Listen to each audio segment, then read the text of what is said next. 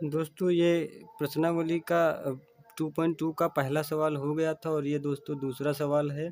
तो चलिए दोस्तों इसे करते हैं। पहले सवाल में यहाँ दोस्तों जो जो स्क्वायर वाले पद टर्म का जो दोस्तों गुणांक था वो 1 था। अब दोस्तों क्या है, जब यहाँ पर कोई संख्या गुणे में साथ में दी होती है तो इस प्रकार के दोस्तों सवालों को करने के लिए सबसे पहले क्या करते हैं दोस्तों, इसका और इसका गुणा करते हैं। जो दोस्तों ऐसे जो स्क्वायर वाले के गुणांक में होता है और उसका और जो अचर पद होता है इसका दोस्तों सबसे पहले क्या करते हैं, गुणा करते हैं।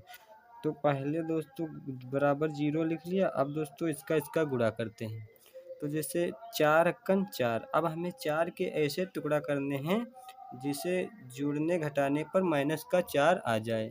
तो दोस्तों चलिए करते हैं। जैसे 4 अक्कन 4 तो 2 दूना इसके टुकड़ा क्या होंगे, 2 दूना 4 और 2 2 जोड़ दीजिए वो भी 4 आ जाएंगे। अब हमें दोस्तों करना क्या है, माइनस के 4 लाना है। तो दोनों संख्याओं को क्या करेंगे, माइनस की लेंगे। बस दोस्तों चलिए शुरू करते हैं। तो 4s² माइनस का 2s और फिर माइनस का 2s और ये प्लस का 1 लिख लेंगे बराबर 0। अब इसमें करेंगे क्या दोस्तों, जो कामन है दो दो में वो ले लेंगे। इसमें क्या कामन है, s।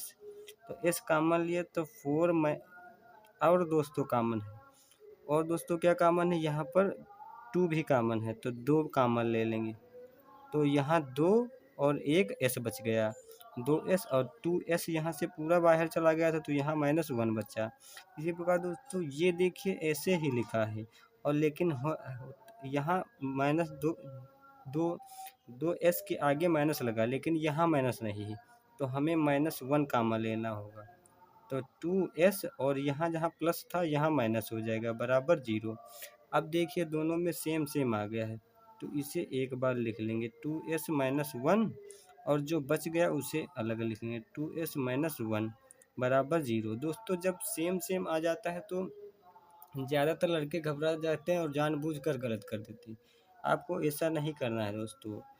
जो सेम सेम और ना ही आप कोई स्क्वायर के रूप में लिखा है। जैसे सेम सेम लिखा तो बहुत क्या करते हैं ज़्यादातर लड़के, वो a-b का होल स्क्वायर लिख के तब करने लगते हैं। आपको अलग अलग ही करना है ताकि आपको सरल लगे। जैसे 2s-1 बराबर 0 और इसे भी लिख लेंगे 2s-1 बराबर 0।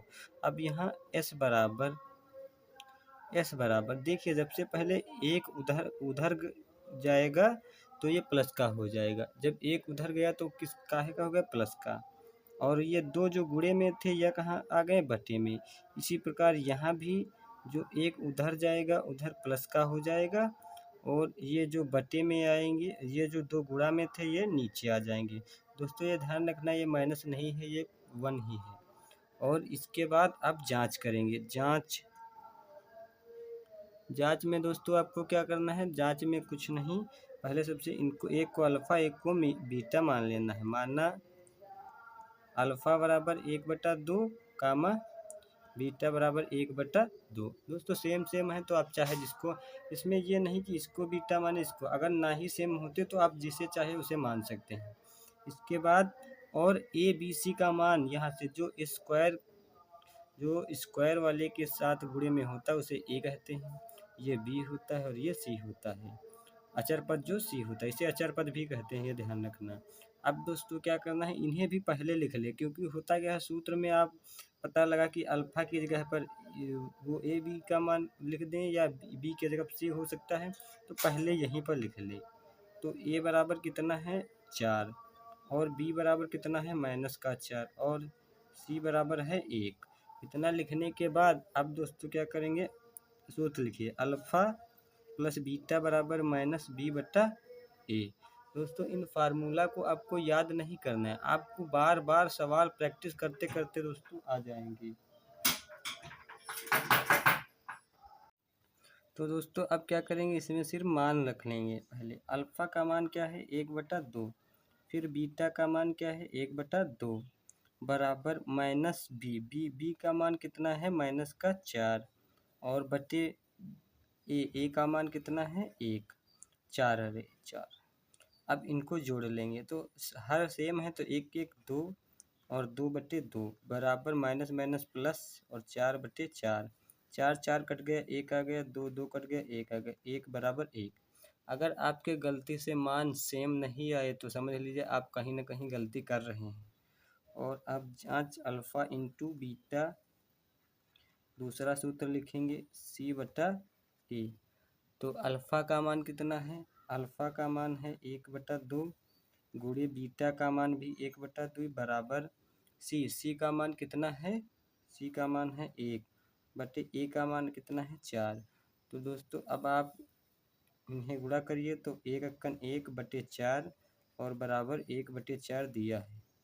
तो दोस्तों इस प्रकार आशा है कि ये दूसरा प्रश्न भी आपको दोस्तों आसानी से समझ में आया होगा। और दोस्तों इसे बहुत बढ़िया से आप प्रैक्टिस कर लीजिए दोस्तों।